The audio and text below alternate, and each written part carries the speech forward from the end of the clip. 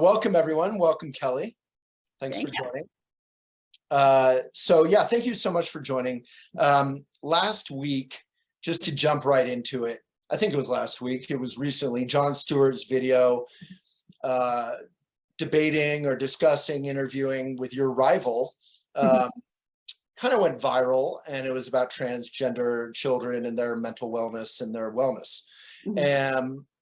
And I love one of your very accessible, very snappy TikTok videos was saying, it's one thing to like debate and, kind of like make fun of the other side, which happens a lot in the US.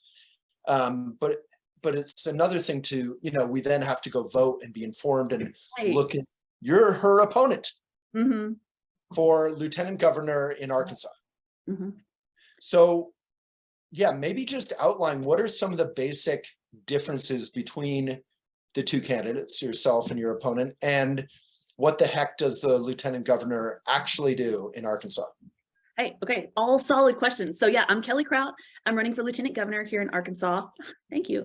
My opponent is the current attorney general of Arkansas, which is why she was invited to be on that show, because she's defending, in a lawsuit right now with all of the trans healthcare stuff that's been happening in Arkansas. So that's how I got kind of looped into that conversation in the first place. But just a little more about the campaign. I'm a former foster parent. I'm a licensed social worker. I've been in Arkansas my whole life. I live up in the tippy top northwest corner.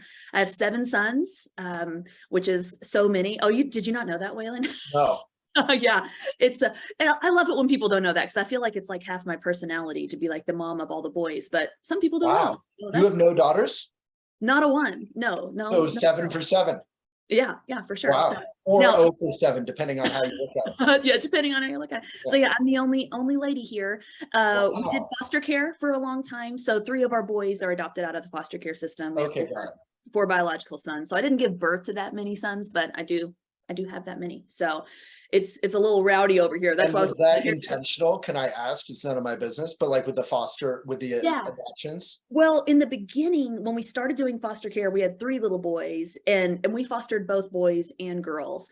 But as the boys got older, and then we had another biological boy, it just got simpler to just stick with boys, because we didn't have to like do all these room rearrangings, know. You could just pass the clothes back. Yeah. So we fostered probably 5 or 6 girls, but then mostly it was boys. And wow. Well, first of all, thank you for fostering, because in the incredible and important abortion debate that is going on in the US, it feels like most abortion rights opponents don't foster. They just talk the talk. They don't walk. Yeah. And man, that's another thing I talk about a lot on my, social media stuff is how those two conversations get kind of muddled together. And really, we need to be talking about them quite separately. Like, I understand the overlap of it, but choosing not to parent is one thing, and choosing to become a parent is a different thing. And so I feel like adoption gets very simplified when it's tied into the abortion conversation, very much underestimating the physical and emotional toll of pregnancy and childbirth, and just the trauma of adoption. Like, there's a loss there every single time. And so everybody's gonna deal with that in a different way, regardless of how great the parents are. So I do a lot of talking about adoption and foster care reform type stuff on my platform. Well, and important, yes, is very difficult, as you said, even for the best intentions and the best parents and the best children. I have a lot of friends who have adopted, and it's just like being a parent also, it's a whole different challenge, but yeah, it's a tough path. And here in Arkansas, as with the rest of the nation, we have a shortage of foster parents. There's never enough homes to go around. We don't have wouldn't it be great if when a child needs a foster home, the worker could be like, oh, I have 3 families that are available. Who would be the best fit for Johnny? But that's not how that works. It's like, who the heck has a bed right now, and can they keep them one night until we can move them over here? And it's like chaos all the time. So, we've got a lot of work that we could do. I can go on all day about adoption and foster care, but that's been a big part of what I talk about on my platform, because a lot of people have been impacted by it. You've either been a foster parent, someone who's in foster care, you grew up in foster care. And so it really does touch a lot of people here in this area, and we could do a lot to serve families before they need things like the foster care system and the criminal justice system. So none of that is under the purview of what you're running for, right? So good loop back to it. So Yeah. lieutenant governor is a quirky job. Okay. A lot of people don't know what it is, and that's fine because it's a quirky job. They would preside over the Senate in Arkansas. It's a 35-member Senate and would vote to break a tie if needed. It's a part-time job because we have a part-time legislature. So they're there when the legislature's in session. And then the other piece is that they would be the one to serve as governor if the governor were to resign, die, go to jail, take another office, not be the governor anymore. So And how often does that second part happen? Is not that rare? not a ton, but it has happened twice in recent history in Arkansas. Okay. So it does happen. We do need to have somebody on the backup ready to go. So it's a small job as far as like the literal job description goes. Okay. And it is part-time by definition. So a lot of people kind of view it as what, like a bully pulpit, like an opportunity to be an advocate. And kind of, I joke that it has like first lady vibes and you can kind of pick a cause and run with it. And mine being the foster care system, kind of adjacent with the criminal justice system. So I would spend a lot of time just kind of educating, raising awareness, advocacy for those things. I'm not pretending I can fix that stuff as lieutenant governor. I am very honest about what the powers of the job are, but I would have the leadership position to be able to pass the mic to the people who do have the ability to. And you could connect the various parties who need to communicate, and that's like half of any challenge, it feels like. And as is awareness, like my husband and I became foster parents because we learned that there was a huge need and we had the capacity to help. And I really feel like the heart of Arkansans is good. And if more people knew about some of these issues we had, more people would step up to help. And so there's a big piece of awareness that I think we're missing. I feel like, the themes I'm hearing so far, which lead to my next question, are, compassion, caring, kind of actually caring about practical issues and wanting to improve them. Yeah. And I feel like, from a basic point of view, those are the people we want to elect in America, whatever their party, if they're looking at practical issues and they want to help. And not exploitative. And compassion, which may sound like a woke word, I don't know, but I'm pretty sure Jesus was all about compassion, and I've heard that. It should go with either party. But the fact is, when you get down to brass tacks right now, it does feel like one party in particular is like exploiting wedge issues for all their worth and not really trying to improve the lives of Americans.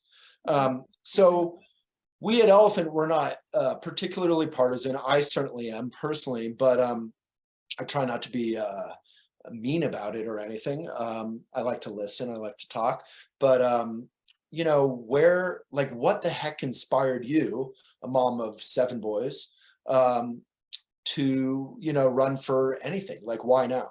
Yeah, no, it's a solid question. And, I have had people kind of challenge, like, hey, you've got young kids, like, why wouldn't you wait and do this later? But I want to be a part of changing the world that they are growing up in, not the world that they grew up in. Like, I can't change that for them at that point. And I was looking around and I didn't see anybody running who shared my values. And I knew that there were people that shared my values, and I wanted all of them to have an option on the ballot. This isn't my first time to run. I ran for state representative in the last cycle. And so that's been, hey, thank you. And that was during COVID. So it was a little bonkers, and campaigning was kind of, almost like we were really careful. So I didn't have events. We weren't talking to people one-to-one. So I'd used a lot of social media, but that kind of took off and allowed me to meet a lot of people. And then when it came time to run this time, I was like, where can I make the biggest impact for my party and for my values? And they needed somebody for the statewide position. So I was like, all right, I volunteer as tribute. So let's go. So it's part-time, so it still works better at least with your parenting.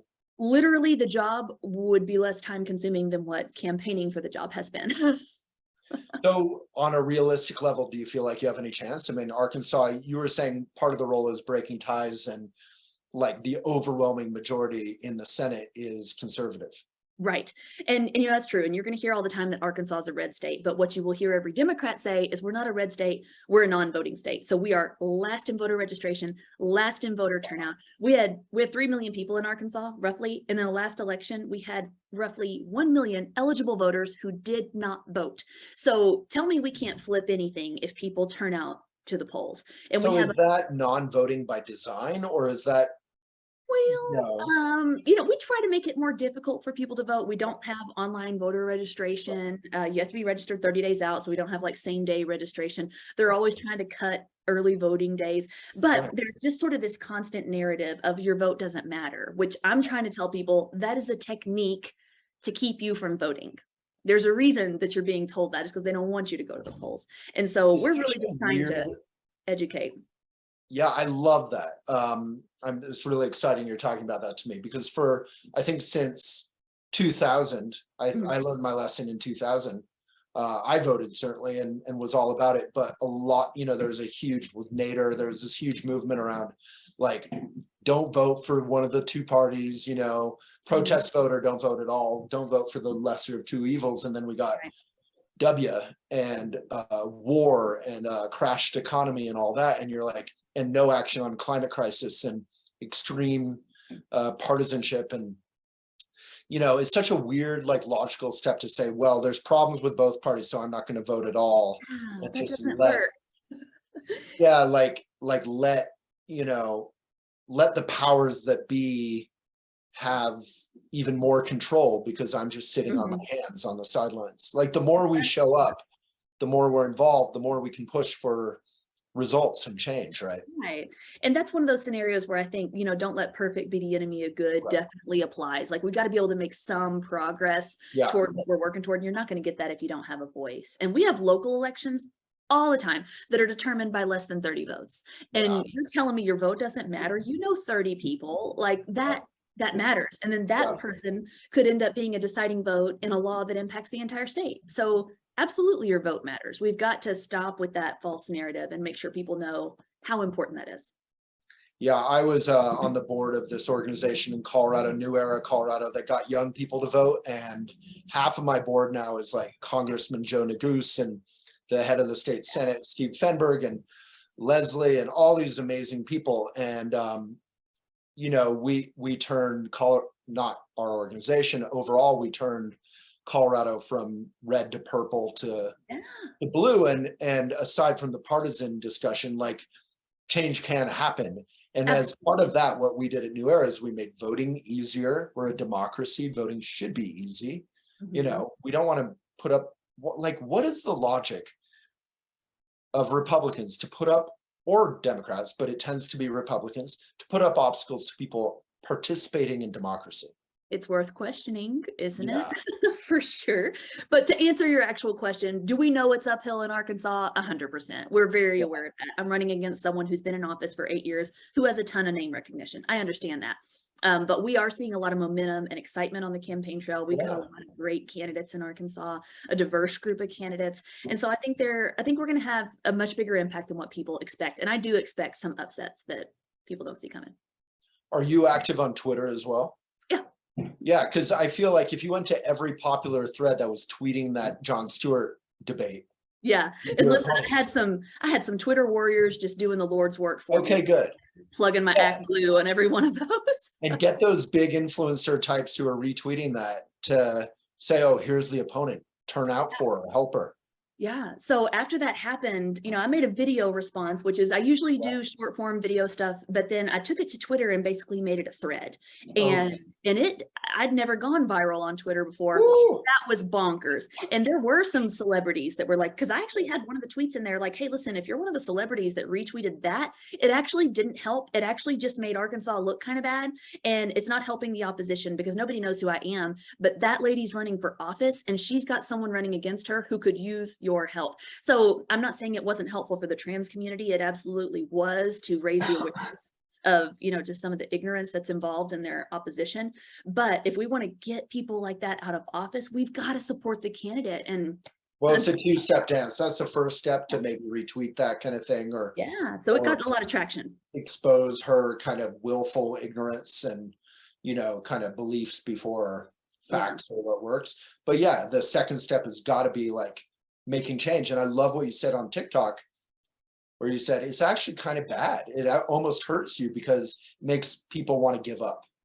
It adds to that narrative of like, oh, Arkansas is red. Look at these backward, just like, oh, that just added to a stereotype that does not help us. And we've got good, wonderful people here. And we've got these families who are trying desperately to get their kids the care they need. And they're having to fight for it in federal court because our legislators won't even bother to read before they make a law that really impacts people. And so, yeah, it's too important to just share about, bad news and then not try to figure out a solution. So for anyone watching, we're going to share this, 12 million fans on Facebook and hundreds of thousands on Twitter and Instagram, nearly a million. 99% of those people probably aren't in Arkansas. What can everyone who watches this and is inspired by you, what can they do?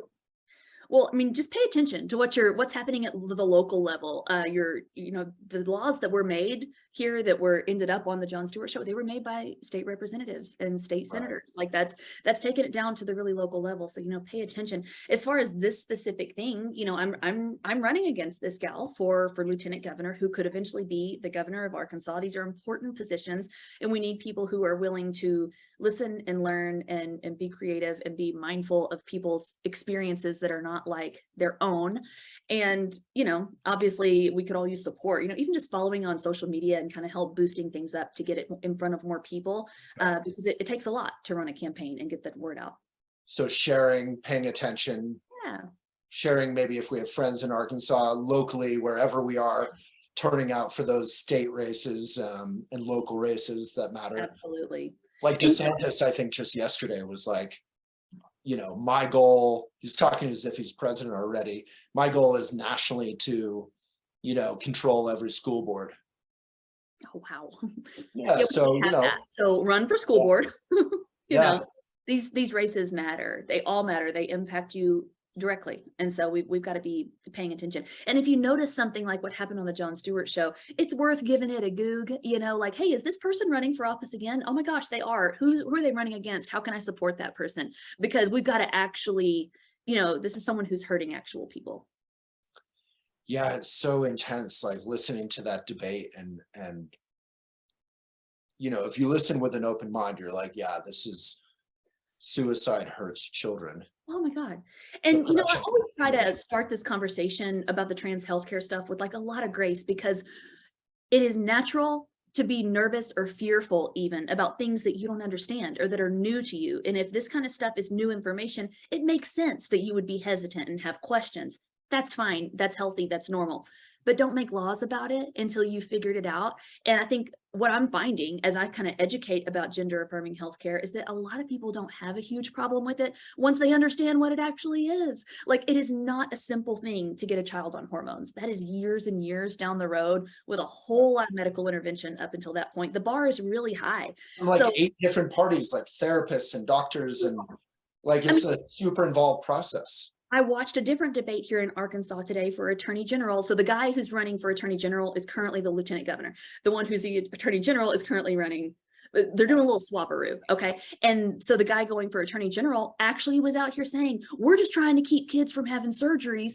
And I'm just like, man, that's not happening in Arkansas. It's never happened in Arkansas. And they just continue to spout this ignorance that is not. Like Arkansas doesn't even do the surgeries anywhere. It's appalling. And so, but that's what sells. That's what gets people, the base, motivated. And, but we need to step back and realize this is hurting people, and it's impacting such a small group of people, a vulnerable group of people. Why are we picking on them? Let them handle their business and stay out of it. Well, because bullies want to pick on someone small and vulnerable. It's heartbreaking. It is heartbreaking. And just people's unwillingness to learn. Really, I don't get riled up too much, but like that frustrates me. You don't get to talk about it if you don't know about it. So yeah, and that should be like the first thing you want to do as a public servant, like you said, is like learn what you're talking about before making laws about it. The bar's on the floor, Waylon. I mean, it is. And somehow they're getting below it.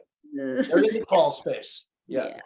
So I think the final thing that's super inspiring, I think, about you is your approach to social media. So tell us, like, why are you doing all this social media? And there's some bigger point to it, I think. Yeah, absolutely. I mean, I did, in fairness, start the social media stuff when I was campaigning during COVID for the other race. Yeah. But I did it with the goal of like, I've always wanted to meet people where they are. I want to make politics more accessible to people, because I used to not be involved in politics because I thought it was beyond me. Like, oh, these are like Right. super elite. Everybody's got a law degree. I'm not going to know enough to understand whatever. And then I watched the legislature for a little bit and I was like, oh, dang, I'm super qualified to do this.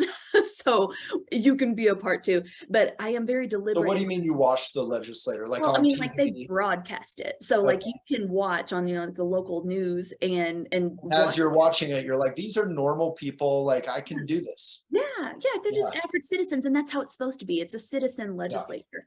And so I'm trying to make it as accessible to people. And then I know that it's a lot to try to understand. And so I try to break stuff down into 60, 90-second clips that are digestible and educational and bring people into the conversation in a non-judgmental way so that they can take part. And I've got a lot of privilege to be able to do this. I'm not part of any of these oppressed groups. And so people can ask questions that may seem kind of ignorant. And I can be like, hey, listen, it's fine that you asked that. Like, here's the right words to use, but like, here's the answer. And so we can make some progress together, because you can't learn without asking questions, and no one is ever going to change their mind because someone made them feel stupid about something. So I try really hard to be really open I and like to hear ask that. your dumb questions to Yeah. me.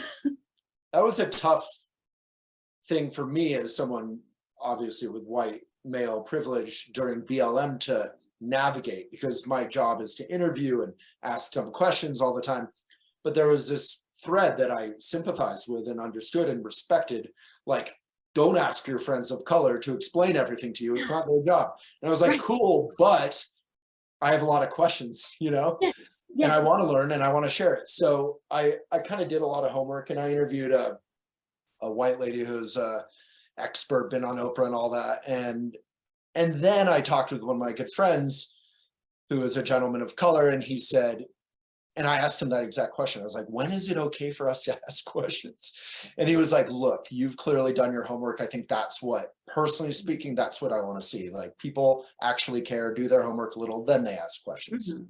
Yeah. I like what you were saying about your opponent. Like, do your homework, then we can do something.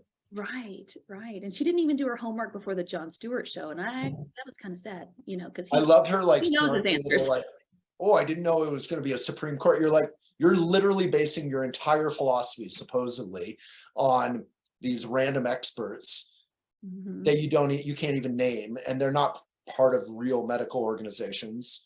No. It's like going to like the one dentist who's a crackpot in a basement who says like you should crush your teeth with a hammer. Yeah. It's not advisable. Yeah. Um, If you go on but that really, I mean, clearly, I think what Jon Stewart and she were both getting at is her opinion is based on religion or prejudice, not on compassion or facts or what works. Right. Well, and I don't mean this in an ugly way, just ignorance, just not knowing about it. I understand how at a glance you might be like, oh, wait, no, don't let a kid make that decision. But Yeah. people are not understanding, like some of these kids have been saying this since they were 2, 3, 4 years old, like insistent, consistent, persistent, like a long time.